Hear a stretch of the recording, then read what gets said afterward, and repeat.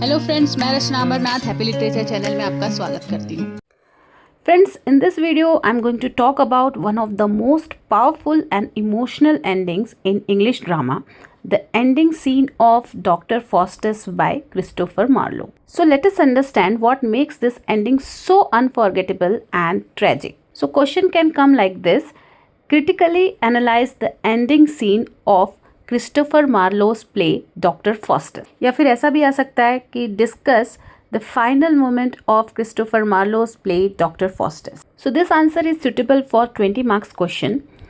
First we'll have an introduction. So in the introduction it is given that the ending of Dr. Faustus is truly one of the most heartbreaking moments ever written for the stage. Okay, it shows the final terrifying hours of doctor Faustus life. एकदम जो final moment था doctor Faustus का वो दिखाया गया है. The moment when he has to pay price for selling his soul to the devil. Doctor Faustus ने एक कॉन्ट्रैक्ट साइन किया था डेविल के साथ, जहाँ पर वो 24 ईयर्स क्रॉस होने के बाद अपना सोल जो है वो लूसीफर को दे देगा, बेच देगा. तो एंडिंग सीन में यही दिखाया गया कि 24 ईयर्स जो है वो कंप्लीट हो गया है, 12 बज गया है और लूसीफर आ गया है डॉक्टर फॉस्टस से उसका सोल लेने, उसका आत्मा लेने. पर ये सीन इतना पावरफुल क्यों है? Why this scene is so powerful? Because this is not only about the punishment. Okay, सिर्फ ये पनिशमेंट के बारे में नहीं है, बल्कि ये क्या है, एक रियलाइजेशन के बारे में है. जो किसको हो रहा है? डॉक्टर फॉस्टस को.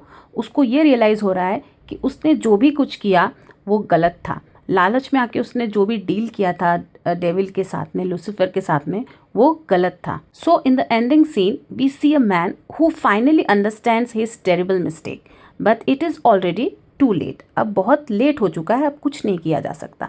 The scene mixes deep fear, last minute regret and painful irony to create an ending that is both horrifying and deeply sad. So the final scene mainly revolves around Dr. Faustus' last and most desperate soliloquy, means his final speech before death. As clock slowly counts down his last hour, we see a completely different Faustus. हम एकदम ही बदला हुआ Faustus देखते हैं जैसे जैसे उसका time जो है वो करीब आता है. The proud and confident scholar is now terrified man begging for mercy. He pleads with time to stop, saying, "Let this hour be but a year, a month, a week, a natural day. Anything that can give him more time to repent and save his soul." तो इससे क्या पता चल रहा है कि वो कितना ज़्यादा डेस्परेट है, कितना ज़्यादा उसे रियलाइज़ हो रहा है कि उसने जो भी कुछ किया वो बहुत गलत किया. अब जैसे जैसे एक एक सेकंड पास हो रहा है उसे डर लग रहा है, उसे और टाइम चाहिए ताकि वो अपने सोल को अपने पास रख सके. तो ये जो पूरा सीन है ये बहुत ही ज़्यादा पावरफुल आयरनी से भरा है. Means there are lot of unexpected situation.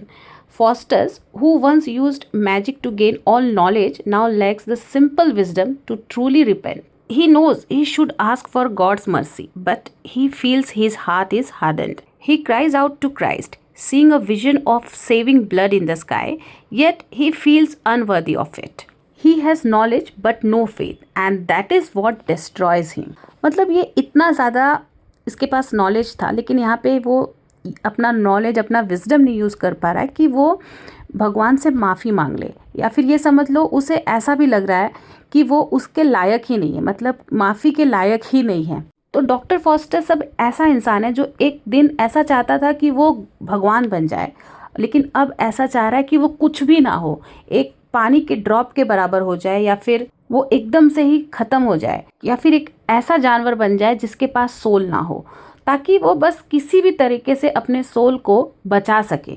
So friends, this complete fall from ambition to despair shows the tragic end of his Renaissance dream. Now there is also a major debate among critics that does Faustus actually deserve eternal punishment? क्या Faustus सच में punishment deserve करता है? So the answer is, on one side we can say yes, because he knowingly made a deal with the devil, signed it with his own blood and rejected God. है ना, एक तरीके से हाँ वो deserve करता है, क्योंकि उसे सब कुछ पता था. उसने गॉड के अस्तित्व को झूठ समझा, उसे रिजेक्ट किया और डेविल के साथ में कॉन्ट्रैक्ट को साइन किया. But on the other side the scene makes us feel deep pity for him. he doesn't look like a villain here. He looks like a human being full of regret and fear. And his final struggles touches our heart. मतलब हमको भी उससे क्या हो गया, sympathy हो गया. तो हम कहीं ना कहीं ये भी फील करते हैं कि भगवान को उसे माफ़ कर देना चाहिए या इतना बड़ा उसे पनिशमेंट नहीं मिलना चाहिए. Then another unforgettable part of this ending is Marlowe's language and imagery.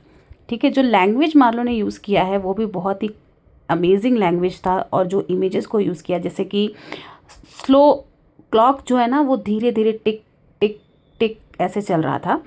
तो इससे क्या होता है, जो ऑडियंस है उनके अंदर टेंशन क्रिएट होता है. Faustus wild pleas to nature, मतलब जब वो नेचर को इमोशनली रिक्वेस्ट करता है, asking the stars to stop moving और the sun to rise again. This shows his total panic and finally his cry. Last में वो चिल्लाता है that I will burn my books. This one line says everything. वो बोल रहा था कि मैं अपनी सारी किताबों को जला दूंगा. So what does this shows? It shows his realization that his pride, his thirst for knowledge and his rejection to God have destroyed everything. यहाँ पे फॉस्टर्स रियलाइज कर रहा है कि जो उसका प्राइड था, उसका जो नॉलेज के लिए थर्स्ट था, मतलब वो ऑलरेडी बहुत ही ज़्यादा नॉलेजेबल था लेकिन उसे और नॉलेज चाहिए था और इसके वजह से उसने गॉड को रिजेक्ट कर दिया और यही सारी चीज़ क्या बनी, उसके बर्बादी का reason. Now let's see the conclusion.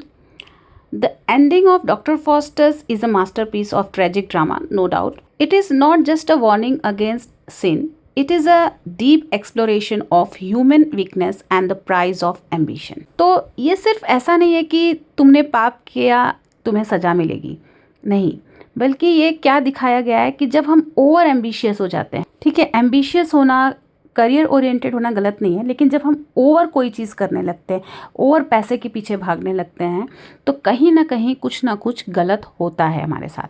ऐसा इस प्ले के थ्रू बताया गया है. Through Faustus's final soliloquy, Marlowe allow us to enter the mind of a man who destroyed himself by misusing his free will. होता है ना, कभी कभी हम अपने फ्रीडम का गलत फ़ायदा उठाते हैं तो उसके लिए भी हमें पे करना पड़ता है. So the last scene combines irony, pity and fear to raise deep questions about knowledge, sin and salvation.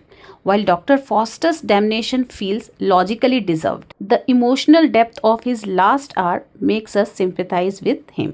So in the end, Dr. Faustus is not just the story of a man going to hell, it is the tragic story of a man who gained the world but lost his soul and knew it. मतलब कभी कभी ऐसा होता है ना कि हमें सब कुछ मिल जाता है, गलत तरीके से हमने बहुत सारी चीज़ें कमा ली होती है, लेकिन हम बोलते हैं ना कि पैसा तो आ गया लेकिन मैंने अपना आत्मा बेच दिया है, अपना ज़मीर बेच दिया है.